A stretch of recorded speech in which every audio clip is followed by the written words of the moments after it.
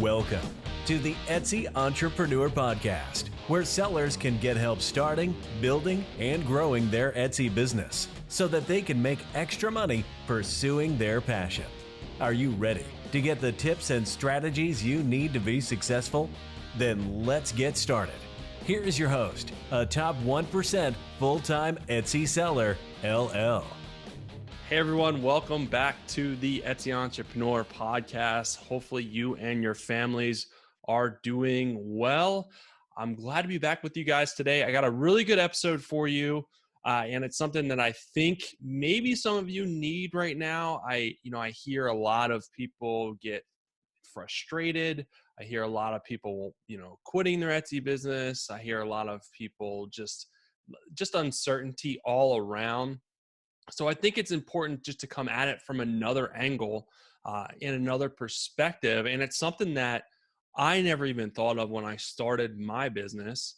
And a lot of people probably never even think of it. It's kind of like a side effect of starting a business, and this specifically relating to Etsy. So what I want to talk about today is how running and starting an Etsy business can open up other doors for you. So it's a positive side effect of running and starting an Etsy business, things that happen that can happen to you. And I'm going to specifically talk about stuff today that has happened to me that I kind of opened my eyes along my journey. And I'm like, holy smokes, I never even thought that this stuff would happen. I went into Etsy wanting to grow my business, eventually become, a self-employed entrepreneur, run my own business, have control of my own time, my own freedom, and make some money while doing it as well. So that was kind of my goal, and that's what I really wanted to get out of the business long term. But when I first started, obviously I was probably like many of you and just wanted to pay a couple bills each month, maybe be able to afford that vacation and just make a couple extra dollars each month in my business. Over time, it grew into something a lot more than that because I started to take it a little bit more serious, put a lot more time into it, and I stopped treating it like a hobby and started treating it like an actual real business. So that helped me as well. So specifically what I want to talk about first is more of a mindset thing. Going in and, probably some of you guys are maybe thinking about starting an Etsy business or you already have one, but I want to take a step back and talk about your expectations and your mindset before we kind of go into those positive side effects that can happen. So when you're starting an Etsy business or you have an Etsy business, I can't stress this enough. It is not magic. You don't open your Etsy business and start immediately making sales, just let it sit and just watch those sales roll in. It doesn't work like that. Etsy is no different than any other business. You can't just open up a brick and mortar store and have sales roll in. You can't open up an eBay store and have sales roll in. You can't open up an Amazon store. Whatever you guys do, you got to have the right mindset and know that it's not magic. It's not going to be easy. It's not going to be quick. So you plan on doing this long term. Don't plan on opening it, have sales roll in, and you're good to go. You don't have to do anything else. Very, very rarely will that ever happen in any business. You got to be dedicated to your business and be dedicated to growing your business. The nice thing about an online business is the fact that you don't have to put as much into it as far as overhead. So you can open it up very inexpensively, but you have to put the time and the commitment.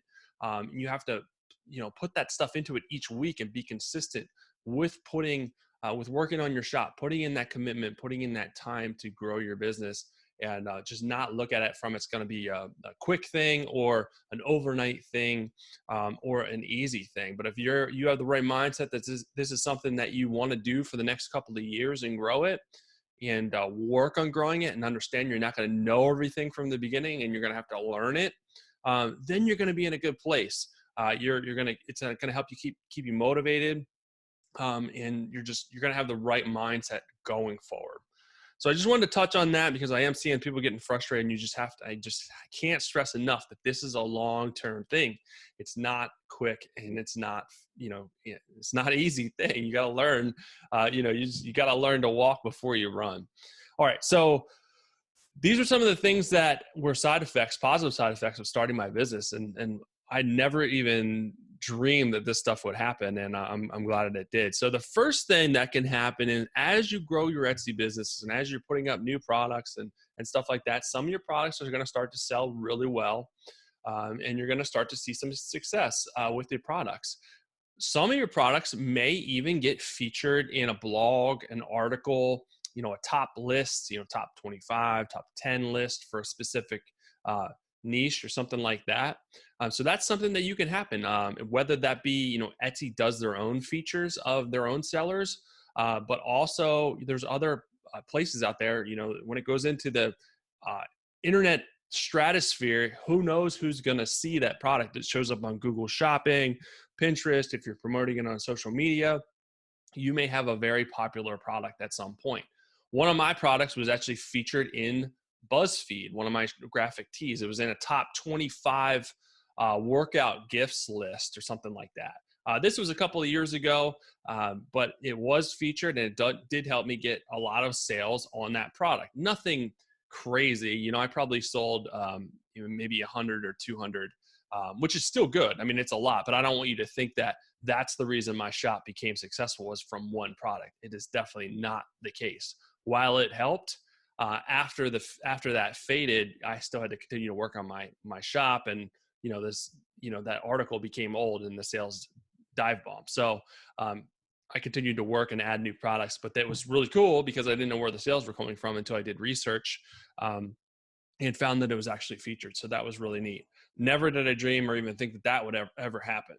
Another thing is it opens the door for some wholesale opportunities. So you may have people reach out to you on Etsy that want to buy from you wholesale. Now you have to make sure that it makes sense with your profit margins. But if it does, and you produce your own products or have a good manufacturer producing your products, wholesale could make sense for you. Usually the best way to figure out wholesale is it's double your production costs. So you have your production costs, which say that it costs you $10 to produce your item. That's labor, that's materials. The wholesale cost of that would be usually double. So $20 would be your wholesale cost per item. And then retail is usually triple the production cost. So your retail would be 30. So if you want to sell something wholesale, you would go at it from around $20. Maybe depending if they're going to buy more, you even go lower than that. If they're going to buy 1,000, maybe you don't go at it from 20. Maybe you want to cut it down to 16 or something like that. So you got to figure out what's what works for your margins and how you want to set that up. But I've had several people reach out to me wanting to buy stuff for wholesale, whether they want to put, some of my graphic tees in their gyms, some, whatever, for weddings, for just to resell them on their own. I work with people from South Korea that reach out to me, very, very good buyers from me. And I've been working with them for a long time. They buy a lot of stuff from me. So that's really good to have those people buying from me wholesale. So I cut them a good deal. But a number of times people have reached out to me for wholesale stuff. And of course, if it makes sense, I'm going to do it because it's a good chunk of money. So make sure you have a minimum if you're going to do wholesale. You don't want to just do wholesale for 5 items. You want to have where it makes sense for you to actually cut that low cost where you're doing, 100 items or 50 items or whatever you want to set that at. So that's kind of a little bit of background on wholesale, but it's really cool if people do reach out to you and you have a good product and you can do that. Another thing is for business expansion locally. So you can expand your business into local markets, whether that be, an actual brick and mortar store, whether you want to do consignment or just do retail, but sell to them wholesale. I've been able to set up a couple of places locally. One in particular reached out to me through Etsy because you can sort by location and asked if I wanted to put my clothing in their dog store. They have a dog boutique. So I was like, wow, I never even thought of that, doing that. And there's different ways to do it. They can either buy from you wholesale and then you put it in their shop and you're done with it. You wash your hands of it. Or you can put your stuff in their shop, and then once it sells, they'll give you a cut of that. So you have to negotiate that. So that is more of a consignment thing if you do it that way. What I found is I would probably rather just do it wholesale and just be done with it because you don't know if it's going to sell or not. But I've tried both ways. I would prefer just to do it wholesale, not mess with the consignment part of it. But whatever works for you, those that are usually the two main models. And it depends on the person that you're working with, and too as well. You want to make sure that they're a good partner and they're going to pay you. Especially if you're doing consignment, it's really up to them to track that stuff and then pay you. Um, but just make sure you're kind of cover your bases on there. The other thing, and this is really, I want to put a lot of stress behind this one, is the opportunity. I said opportunity wrong or weird. The opportunity to impact your buyers, the people buying from you. Depending on what you're selling, you can impact people in a big way, and you don't even realize it. And it could be something super basic that you're selling, and you just never even think that it's going to impact people in the way that it does.